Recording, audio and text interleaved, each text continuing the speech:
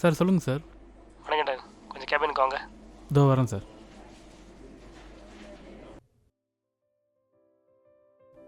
சொல்லுங்கள் சார். டேய், இன்னும் எவ்வளோ நாள் தான்டா இப்படியே இருக்க போகிற? ஒன்று அந்த பொண்ணுக்கிட்ட போய் பேசு, இல்லையா இந்த விஷயத்துலேருந்து மூவ் ஆன் ஆகு. எனக்கே ஒரு மார்க்கடா உன்னை இப்படி பார்க்குறதுக்கு. சரிங்க சார். சீக்கிரம் ஏதாச்சும் பண்ணு.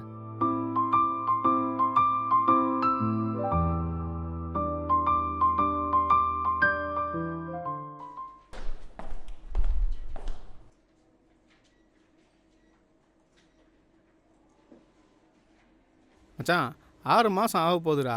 அவகிட்ட பேசி கன்வின்ஸ் பண்ணு, இல்லை நான் வேணா பேசட்டுமா? மச்சான் என்னடா பேசுறது? எல்லாம் பேசிட்டேன்டா, இதுக்குமே என்னடா பேச சொல்கிற? அப்போ இதுக்கு என்ன தாண்டா வழி? மச்சான் நான் அவகிட்ட பேசியே 4 மாதம் ஆக போகுதுடா. ஒரு ஃபோன் இல்லை, டெக்ஸ்ட் இல்லை, ஒரு ரிப்ளை கூட இல்லைடா அவகிட்ட. மச்சான் நீங்கள் 2 பேரும் மேட் ஃபார் ஈச் அதர்னு நினச்சேன்டா.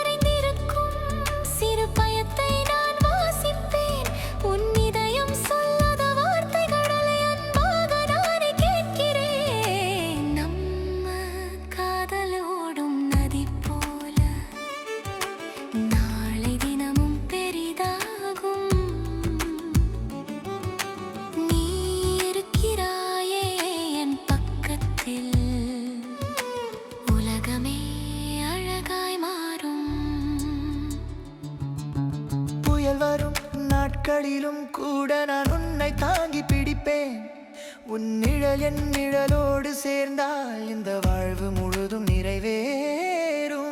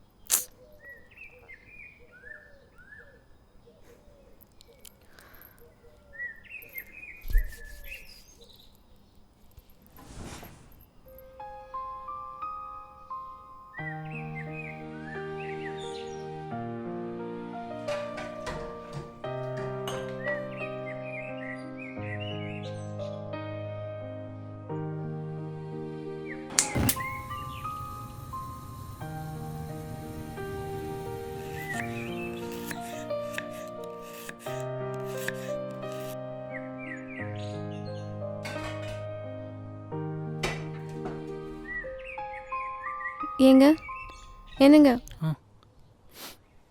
ஆஃபீஸ்க்கு டைம் ஆச்சு, போய் குளிச்சுட்டு வாங்க.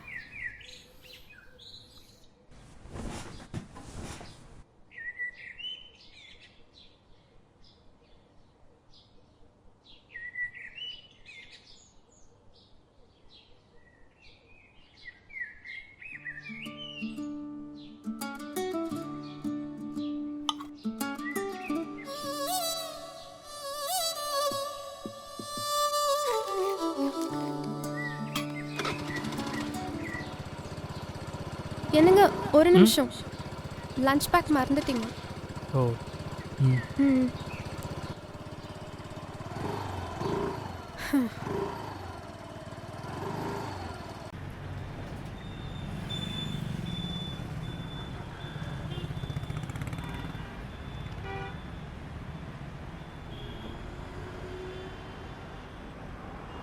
என்ன ப்ரோ லஞ்செலாம் வீட்டிலேருந்து எடுத்துகிட்டு வரீங்க? வேறு என்ன ப்ரோ பண்ணுறது? சம்பளம் 18,000, ஆனால் செலவு 22,000. டெய்லி வெளியே சாப்பிட்டா அப்புறம் அடுத்த மாதம் பட்ஜெட்டுக்கே கடை வாங்க நிலைமை ஆயிரும் ப்ரோ. அதான் வீட்டிலேருந்து எடுத்துகிட்டு வந்துடுறது.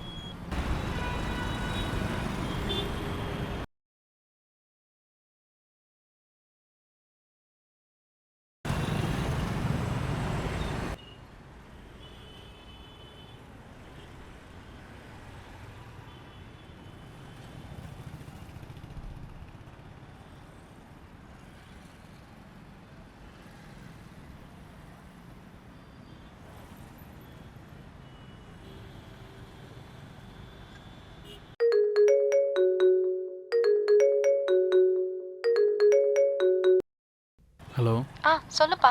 என்னடி பண்ணுற? சாப்பிட்டியா? இல்லைப்பா, இப்போ தான் ஒர்க்லாம் முடித்தேன். இனிமேட் தான் சாப்பிட்ணும். ஃபஸ்ட்டு சாப்பிட்றி, ஒர்க்கெலாம் அப்புறம் பார்ப்பேன். ஃபஸ்ட்டு போய் சாப்பிடு. சரி. நீங்கள் சாப்பிட்டீங்களா? இதுக்கப்புறம் தான். ஓகே.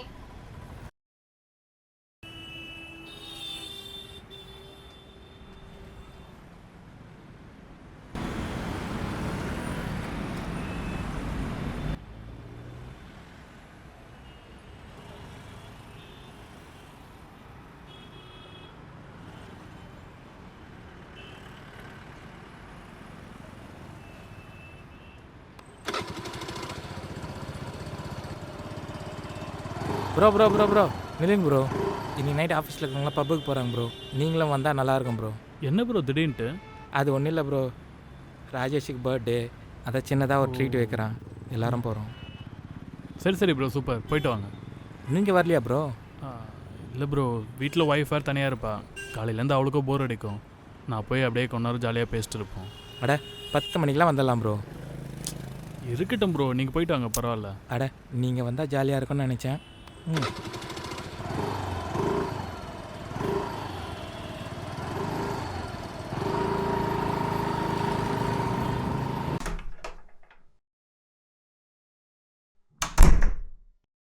என்னடி ஒரு மாதிரி இருக்க? அதெல்லாம் ஒன்றும் இல்லை.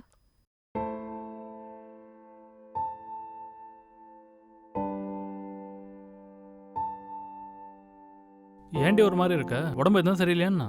அதெல்லாம் ஒன்றும் இல்லைப்பா, லைட்டாக ஹெடேக்காக இருக்கு. கொஞ்சம் காஃபி போட்டு தரியா? ம்.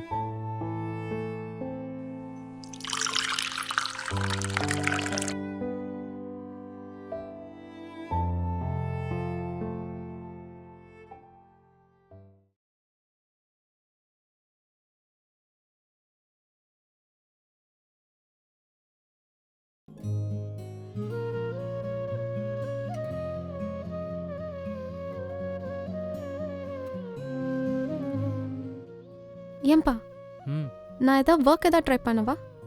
ஒர்க்கா? ம். என்ன திடீர்னுட்டு? ஏய், உன் ஃப்ரெண்ட்ஸ் யாருனா கிளப்பி விட்டானுங்களா? அதெல்லாம் ஒன்றும் இல்லை. எனக்கும் வீட்டில் இருக்க போர் அடிக்குது. எங்கேயாவது ஒர்க் போனால் எனக்கும் டைம் பாஸ் ஆகும்ல, அதான். போர் அடிக்குதுன்னா எங்கன்னா ஃப்ரெண்ட்ஸ் வீட்டுக்கு போ, இல்லை ரிலேட்டிவ்ஸ் வீட்டுக்கு போ, இல்லையா எங்கன்னா ஊருக்கு போகிறதா கூட போயிட்டு வா. அதுக்குன்னு ஒர்க்லாம் வேணாம். அது இல்லை. நான் தான் சொல்கிறேன்ல, சும்மா பேசிக்கிட்டு போய் படுப்போ.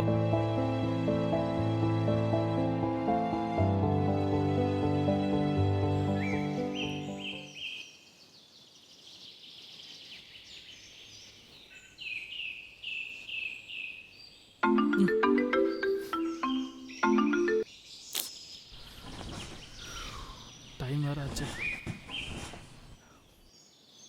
திவ்யா, ஏந்திர, ஆஃபீஸ் டைம் ஆச்சு.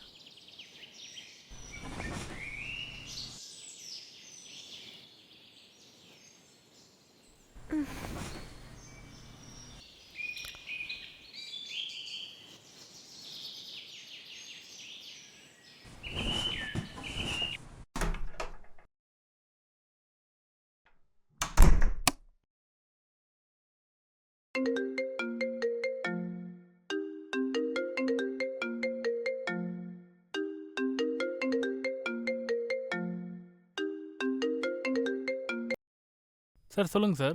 லாஸ்ட் வீக் பைக் வாங்கிட்டு போன கஸ்டமருக்கு இன்னும் ரிஜிஸ்ட்ரேஷன் கூட ஆகலை. அப்படின்னா தாங்க வேலை பார்க்குறீங்க அங்கே நீங்கள்? காலங்காத்தால் எனக்கு ஃபோன் பண்ணி சாவடிக்கிறானுங்க அவனுங்க. சார் இல்லை சார், நான் 3 days பேக்கே அந்த ஃபைலை மூவ் பண்ணேன் சார். மேபி எதனா பிரச்சனை இருக்குன்னு நினைக்கிறேன் சார். இங்கே பாருங்க சார், சும்மா இந்த காரணம்லாம் என்கிட்ட சொல்லிருக்காதீங்க. முதல்ல ஒர்க்கை ஃபினிஷ் பண்ணுற வேலையை பாருங்கள். சரிங்க சார், சாரி. Okay sir.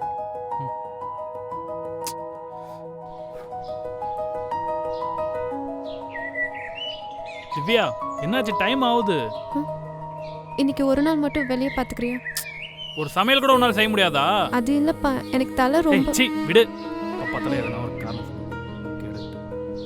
சீ.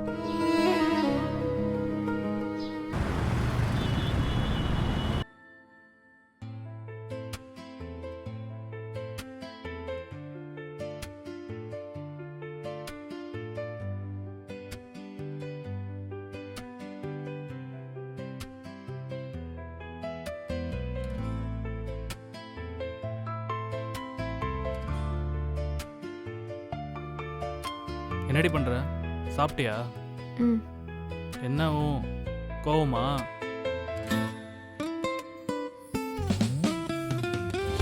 சரி சாரி. ம். சரி சாரி விடு, என் மேல தான் தப்பு. நான் அப்படி பேசிருக்க கூடாது. இல்லை, என் மேலே தான் தப்பு. சரி ஓகே, ஃபர்ஸ்ட் போய் சாப்பிடு. ம். ஓகே.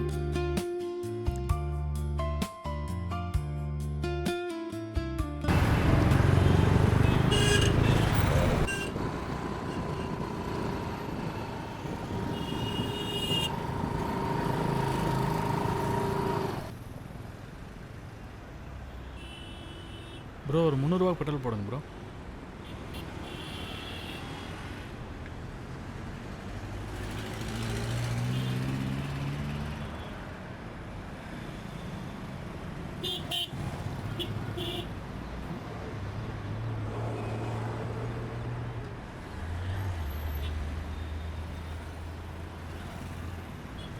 ப்ரோ ப்ரோ ஒரு 200 ரூபா போடுங்க ப்ரோ, போதும்.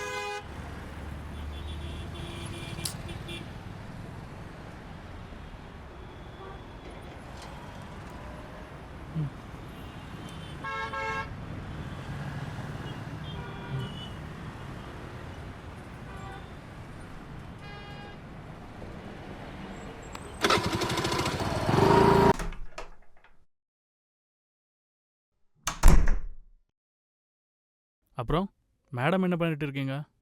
அது ஒன்றும் இல்லைப்பா, எனக்கு ஒரு மாதிரியா இருக்கு. இன்னைக்கு நைட் வெளியே போய் சாப்பிட்லாமா?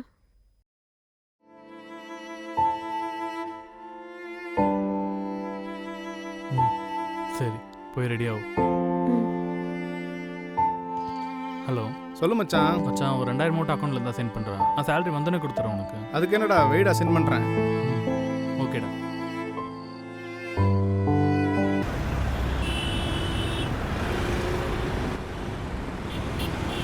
நல்லா தானடா இருந்திருக்கீங்க, வேற என்னடா பிரச்சனை உங்களுக்குள்ள? மச்சான் பிரச்சனை இல்லை, பெருசா இல்லடா. ஆமாம், பிரச்சனை தான். ரொம்ப பெரிய பிரச்சனை தான். அவனோடலாம் இனிமே என்னால் சேர்ந்து வாழ முடியாது. ஏய், அப்படி என்ன தாண்டி பிரச்சனை உங்களுக்கு? ஏய், நான்லாம் கல்யாணத்துக்கு முன்னாடி 9-10 மணிக்கு தான் எந்திரிப்பேன். ஆனால் நான் அவனுக்காக காலையிலேயே எந்திரிச்சு 7 மணிக்கெல்லாம் சமைச்சு கொடுக்குறேன். எப்பயாச்சும் ஒரு நாள் முடியலன்னா மூஞ்சில் அடிச்ச மாதிரி பேசிட்டு போயிடுறான்டி. மச்சான், நான் வாங்குற சம்பளம், வீட்டு வாடகை, கரண்ட் பில்லு, மளிகை சாமானுக்கே சரியா போகுதுடா. இதுல எங்கேந்திரா வெளியே போய் சாப்பிடுறது? பட்னியா தான் இருக்கணும். காலையிலேருந்து சாயங்காலம் வரைக்கும் வீட்டில் தனியாக இருக்கிறது எவ்வளோ ஸ்ட்ரெஸ்ஸாக இருக்குன்னு தெரியுமா? நான் மட்டும் நான் டெய்லி பப்பு பார்க் நான் சுற்றின்னு இருக்கேன். வீடு விட்டா ஆஃபீஸ், ஆஃபீஸ் விட்டா வீடு தான் சுற்றின்னு இருக்கேன். மாசத்துல 3-4 தடவை வெளியே போனாவே ரொம்ப பெரிய விஷயம். மச்சான், ஒரு நாள் வெளியே போனா 1000 ரூபாயிலேருந்து 1500 ரூபாய் செலவாகுதுடா. எங்கடா போகணும்? நான் திருடதான் போனோம். பேசாம நீ எங்கேயாச்சும் வேலைக்கு போகலாம்ல? வேலைக்கெல்லாம் வேணாம் மச்சான். ஏண்டி, உன்னை யாராச்சும் கரெக்ட் பண்ணணும் பயப்படுறானா? அடச்சி, அப்படிலாம் இல்லடா. பின்ன என்னடா, வேலைக்கு அனுப்ப வேண்டியது தானே? மச்சான், நம்ம ஏதோ தலையெழுத்தேன்னு டெய்லி அடிமை மாதிரி வேலைக்கு போயின்னுக்குறோம்டா. அவங்களே ஏன்டா வந்து கஷ்டப்படணும்? வேற வழி ஏதோ இல்லைன்னா பரவாயில்லப்பா, நான் தான் இருக்கல்ல, பாத்துக்கிறேன்னு சொல்றேன். இப்படியே போயிட்டு இருந்தா எப்படி? யாராவது ஒருத்தர் விட்டு கொடுத்து போங்க. ஏய், இதெல்லாம் எல்லா லைஃப்ல ஒரு காமனான விஷயம் தாண்டி. இதுக்கு போய் யாராச்சும் டைவர்ஸ் பண்ணுவாங்களா? இதை விட மோசமான விஷயங்கள் எவ்வளவோ இருக்கு. நாளைக்கு கோர்ட்ல ஹியரிங் வேற சொல்றேன். பார்த்து முடிவெடுடி. நாளைக்கு உனக்கு டிவோர்ஸ் ஆயிடுச்சுன்னா இந்த சொசைட்டி உன்னை பார்க்குற பார்வையோ பேசுகிற பேச்சோ வேற மாதிரி இருக்கும். சொல்லிட்டேன், பார்த்துக்கோ. அவன் உனக்காக எவ்வளோ சாக்ரிஃபைஸ் பண்ணுறாடா, நீயும் கொஞ்சம் விட்டு கொடுத்து போயேன்.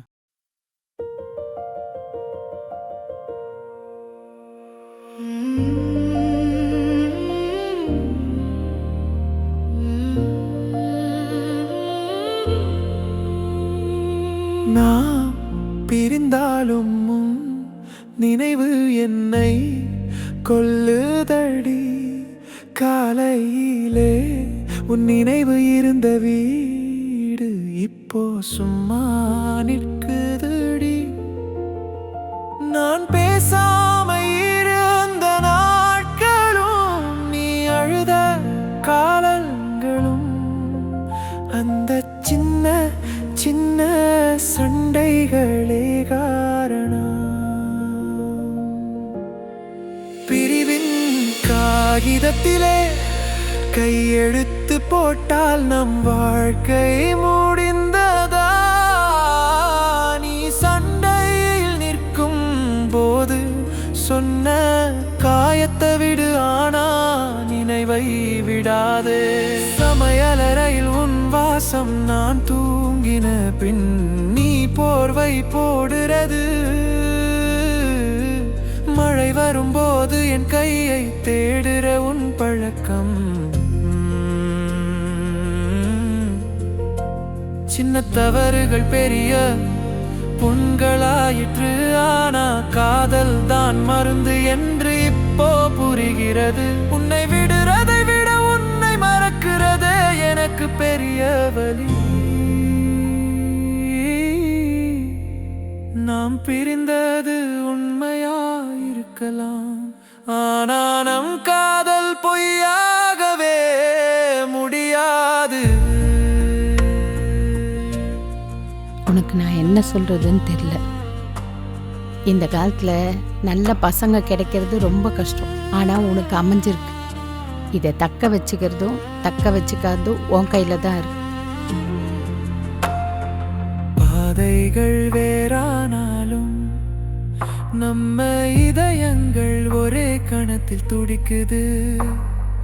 பிரிவு பெரியது அல்ல, புரிந்து கொள்ளாமல் இருந்ததே தவறு.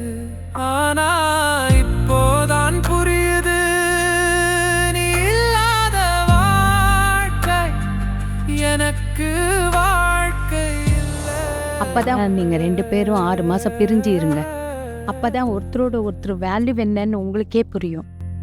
இன்னும் நம்ம காதல் போகவில்லை, நம்ம இருவரும் தான் பறந்தோம். ஆனா முடிவில் நீங்களே சேர்ந்துக்கிட்டா அப்புறம் நான் எதுக்குடா வக்கீலுன்னு? இதயத்துக்கு திரும்பியதே நம்ம. சாரிடா, என்னை மன்னிச்சிரு. ஒரு கோவத்தில் தப்பான முடிவை எடுத்துட்டேன். இல்லடி, நானும் கொஞ்சம் விட்டு குத்து போயிருக்கணும். என் மேலேயும் தப்பு இருக்கு. நான் உனக்கு ஏற்ற மாதிரி என்னை மாற்றிக்கிறேன். நீ எதையும் மாற்றிக்காத, இப்படியே இரு. அதான் எனக்கும் பிடிச்சிருக்கு. இன்னும் நம்ம காதல் போகவில்லை, நம்ம இருவரும் தான் பறந்தோம். ஆனா முடிவில் நீயும் நானும் இதயத்துக்கு திரும்பியதே நம்ம காதல் உயிரோட இருக்கிற காரணம்.